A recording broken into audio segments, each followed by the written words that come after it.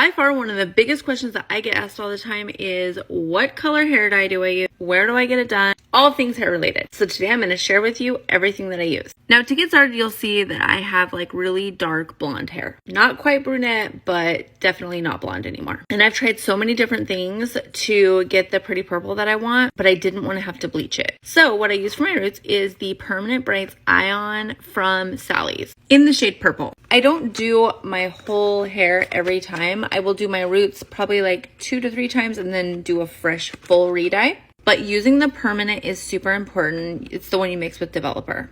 It's just equal parts, so it's really not that complicated. But because I don't like to use permanent dye every single time, I come in with their bright line, which just kind of refreshes the color. Now, normally I use the shade purple, but they didn't have it. So I went ahead and picked up Radiant Orchid, which is a little bit of a pinker. Now, I do want to let you know the permanent, when I dye it, it turns black for a few days. It's just so much color. Now, believe it or not, my hair doesn't like to stay purple, and it gets a wild idea that it wants to fade. So the last product that I use all the time to keep my color very vibrant is going to be this Neon Purple. Because I knew I was going to be dyeing it today, I haven't used this for a little bit, and you can definitely tell. For some reason right now it looks red. It's purple. So to start with, I'm only going to do 1 ounce at a time. So it's about half of this tube. I use a kitchen scale. And then 1 ounce of that developer. And just mix it up. At first it'll be white and it'll turn purple pretty soon. And then I section off my hair and I start painting just my roots. Now again, I am not a hairdresser. I'm just showing you what I do on my hair, but I am not educated in this whatsoever.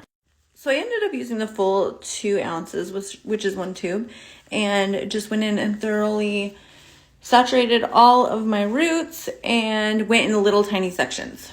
Now the semi-permanent color comes out the purple, but I have found it will only work if your hair is already the color you want it to be. It just needs a refresh. As far as trying to go over your roots, the semi-permanent just isn't going to work. And then I'm going to go ahead and just paint it over all of this.